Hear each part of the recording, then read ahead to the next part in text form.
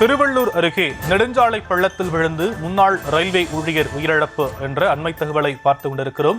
புஜன் கண்டிகை பகுதியைச் சேர்ந்த ஓய்வு பெற்ற ரயில்வே ஊழியர் உயிரிழந்த அண்மை தகவல் கிடைக்கப்பட்டிருக்கக்கூடிய நிலையில் விவரங்களை நம்முடைய செய்தியாளர் பிரபு வழங்க நாம் கேட்கலாம். பிரபு, மேலும் விவரம். வணக்கம் ஷாம். திருவள்ளூர் மாவட்டம் அயத்தூர் ஊராட்சி புஜன் கண்டிகை பகுதியைச் சேர்ந்தவர் கிருஷ்ணன். இவர் ரயில்வேயில் பணிபுரிந்து ஓய்வு பெற்றவர். தனது குடும்பத்துடன் புஜன் கண்டிகை பகுதியில் வாழ்ந்து வரும் கிருஷ்ணன் நேற்று அயத்தூர் கிராமத்தில் நடைபெற்ற அம்மன் கோயில் திருவிழாவுக்கு சென்று அம்மனை தரிசித்துவிட்டு தனது இருசக்கர வாகனத்தில் புஜன் கண்டிகை பகுதியில் உள்ள தனது வீட்டிற்கு திரும்பிய போது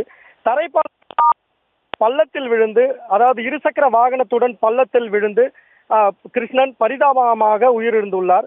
இதனை அடுத்து இதனை அறியாத அவரது உறவினர்கள் இரவு முழுவதும் முதியவர் கிருஷ்ணனை அவரது உறவினர்கள் தேடிய நிலையில் அதிகாலையில் தனது இருசக்கர வாகனத்துடன் பள்ளத்தில் விழுந்து முதியவர் கிருஷ்ணன் உயிரிழந்திருப்பது தெரிய வந்து அவரது உறவினர்கள் சோகத்தில் மூழ்கினர்.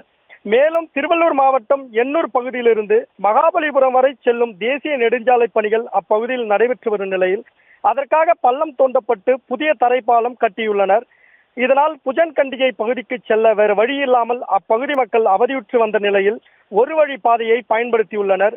நேற்று இரவு திடீரென அந்த ஒரு வழி பாதையையும் நெடுஞ்சாலைத்துறை மூடியதால் தரைப்பாலத்திற்கு மேலே செல்ல வேண்டாம் என்ற எச்சரிக்கை பலகை வைக்காமலும் பிளிங்கர்ஸ் போன்ற எந்தவித அறிவிப்பு பலகையும் இல்லாததால் அவ்வழியாக இரவு நேரத்தில் சென்ற முதியவர் தரைப்பாலத்திலிருந்து பள்ளத்தில் கீழே தனது இருசக்கர வாகனத்துடன் விழுந்து பரிதாபமாக உயிரிழந்துள்ளார். இதனால் அப்பகுதியைச் சேர்ந்த பொதுமக்கள் பெரும் சோகத்தில் மூழ்கியுள்ளனர்.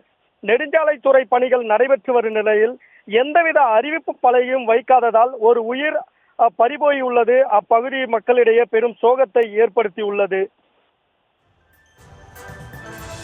விவரங்களுக்கு நன்றி பிரபு.